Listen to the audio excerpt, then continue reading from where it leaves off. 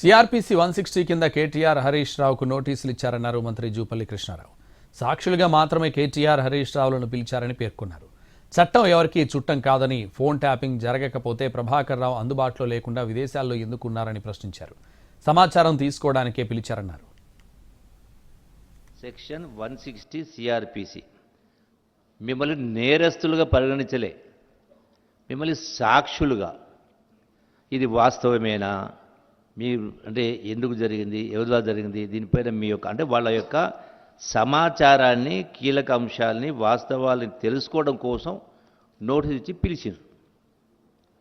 So ఇది చట్టం అనేది ఎవరికి చుట్టం అనేది కాదు.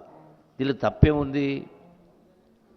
మిమ్మల్ని అంటే సమాచారం కోరడితేనే మిమ్మల్ని ఏదో కేసులు పెట్టి మిమ్మల్ని అరెస్ట్ చేస్తున్నట్టుగా, ఇంకోటి చేస్తున్నట్టుగా అనేటువంటి కార్యక్రమాలు జరగలే కదా.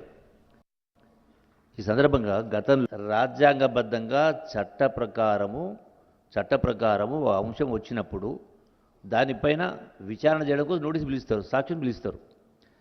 మరి నిజంగానే ఒకవేళ ఈ ఫోన్ ట్యాపింగ్ అంశం జరగలేదని మీరు అంటా ఉన్నారో, జరగకపోతే ఎందుకని మరి ఇంటెలిజెన్స్